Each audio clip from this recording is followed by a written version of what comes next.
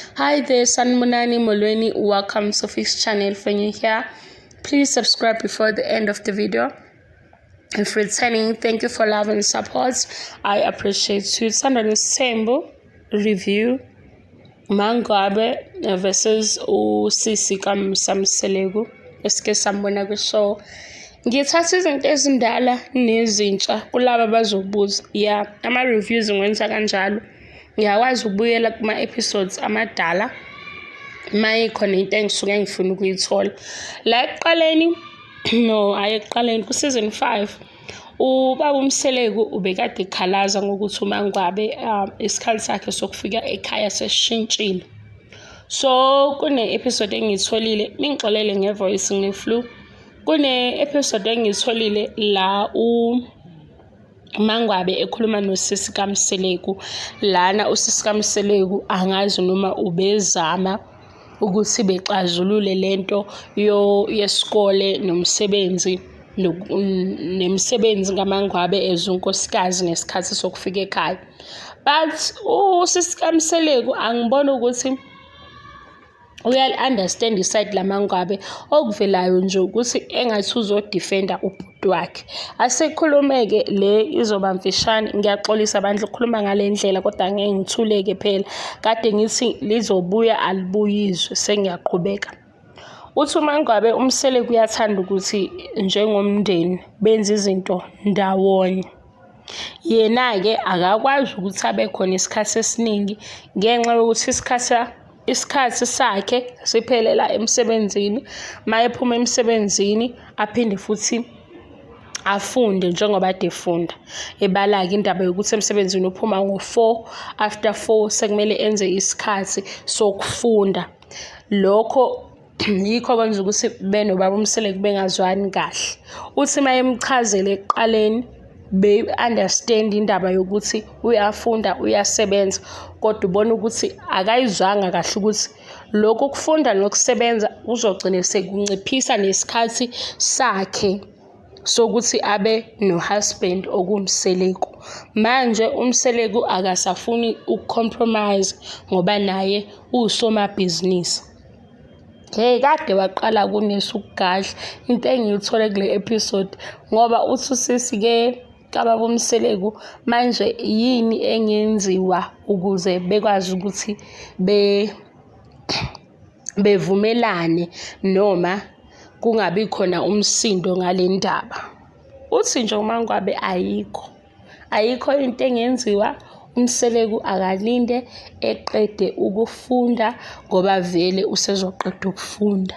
Ayikho futhi enye into engenziwa. Uthi usisi kaMseleku u2 years wonke 2 years wonke. Uthi uMaNgwabe angikwazi ukufika lapha esibhedlela ngithi akushintshwe isikhathi sokusebenza ngoba ngunkosikazi kaMusa Mseleku. Ayikho into enjalo futhi ngeke iziyenzeke. Yabo unesi bandla, ngicela ukuthi bemkhokhele imali yakhe unesi. Unesi ayikhushulwe imali ngoba sengibonile mangilanda useason 5 ngiphinde ngihlehla ngiya ku-season 4 angakafiki ku-season 3. Cha, uyiqhubile ishow uMaNgwabe ngoba phela siyabona ukuthi hayibo nangunkosikazi egadla okanye impela. Uthi nje ayikho into ezomenza afike esibhedlela akushintshwe esakhe isikhathi ngoba ushade nosomabhizinisi omkhulu uMusa Mseleku. Ayenzeki into enjalo, so kufanele ukuthi uMusa Mseleku alinde. Ngibonile usisi baba uMseleku ephoxekile ukuthi kodwa abantu mhlambe wayesho nje ngaphakathi ukuthi kodwa ubhuti wayenza esothi ubhuti uthole, yabo baba uMseleku ngoMaNgwabe uthole lo muntu ofunekalayo ngoba leyo ukuthi yebo baba hayi angifuni nhlobo. Uqhubekile-ke bexoxa athi ayikho into ezokwenziwa futhi kuyomela ukuthi aqede njengoba naye ezama ukusupport ubaba uMseleku ngezinto zakhe, njengoba nobaba uMseleku ehleze efuna ukuthi nabo bemsupport naye ayenze into efanayo. Kube sekufika lana-ke ngoba isizathu sami sokubuyela emuva bengifuna ukuthola le ndaba le yokuthi engibone ku-season 6 episode 6 ethi uMaNgwabe ubaba uMseleku umnikezile iy'ngane eziningi, ukuthi-ke zadlula emhlabeni, kwaseke wasala ney'ngane eziwu-2 kwathi zingaphezu kwa-5. Yazi enye into enginothisa ngalo mndeni, angazi noma yimi noma mihlami, angazi noma babuzwele yini ubuhlungu noma nje abayibona into enkulu nento encane. Sekuyinto engiyinakile uma ngibuka Uthando Nes'thembu. Yazi bavele besho into enzima kudlule nje kube ngathi akwenzakalanga lutho, ngoba ngimbonile uMaNgwabe mayesho lokho kuba ngathi uyabindeka. Angazi ukuthi nge-English-ke yini ukubindeka. Uyabo le nto le ekwenza nje ukuthi ubone ukuthi hawu uyazwela. Avele wambuka-ke usisi kaMseleku, wambuka uMaNgwabe yadlula kanjalo. Kanti nangapha bengifuna le episode ukuze ngibuke ukuthi baye bayikhuluma yini le ndaba ekuqaleni. Kanti nangapha uma ubaba uMseleku ekhuluma noma kaMaNgwabe, esho uMaNgwabe ukuthi inkinga bayabathola abantwana efaka amakhosikazi, kuthi-ke abanye bayaphila abanye bengaphili. Yazi ubaba uMseleku wenze ngathi angazi noma umzwile noma akamzwanga, ukuthi ngesikhathi ebala ukuthi njengoba nje efuna unumber 5 yingoba wakuvele efuna iy'ngane ey'ningi. Mayesebala kuMaNgwabe futhi ukhuluma kahle uMaNgwabe.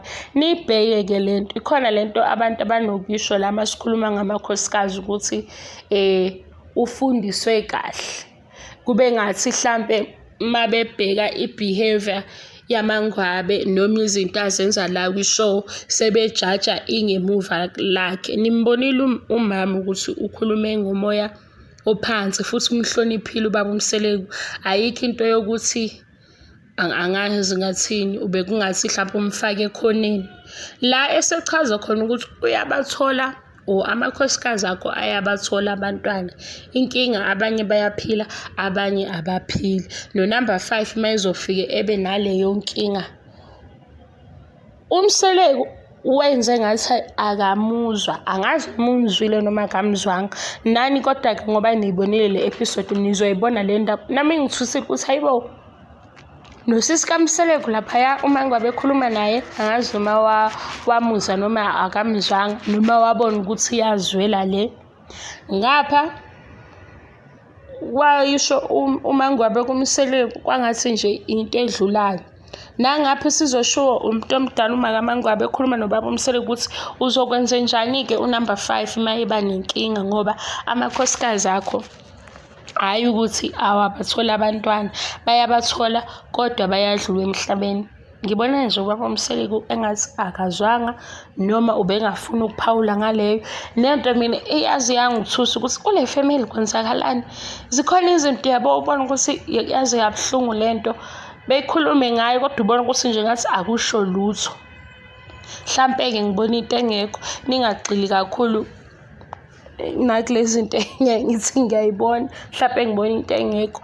Izwi lami-ke liyanqaba. Kuningi guys, kuningi.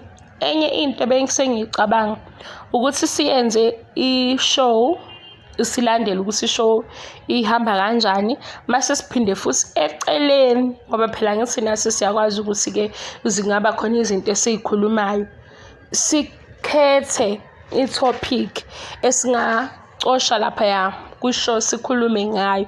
Njengoba kukuningi nje bengikubhala nangesikhathi ngithi ngizoloba ungenza amavidiyo amafishane, nginibuze imibuzo ningiphendule, siqhubeke kanjalo. Manje-ke ile voice-ke engafuni ngoba bese kukuningi impela bese ngifakile ebese ngikubhalile phansi engikutholayo. Nami engifuna ukwazi ukuthi nicabangani ngakho, ngoba ezinye izinto vele ekufanele ukuthi sishare imibono, nami ngazi ukuthi ngithini, nami ngibeke okwami. Ukubonisana kwesinye isikhathi akusho ukuthi futhi ngoba nakho into sesiyikhuluma sesizenza abantu abane-solution yey'nkinga ey'theni ney'theni.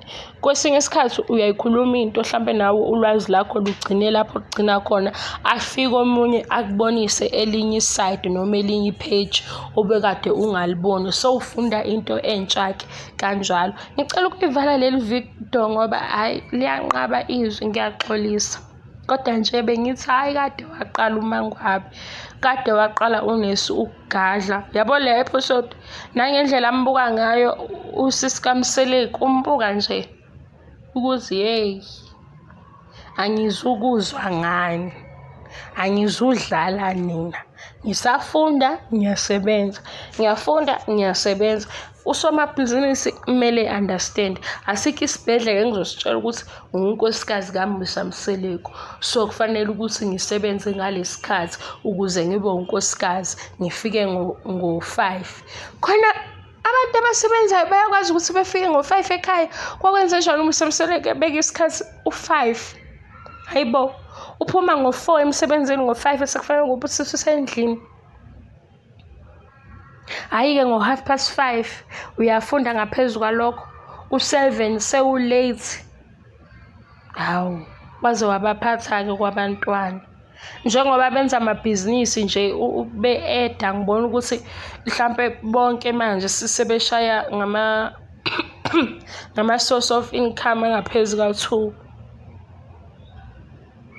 Ungalapho ulindele ukuthi ekhaya bafike ngo-5 ngoba unkosikazi. Angivale le video niyoze nithi hawu sekhuluma kakhulu.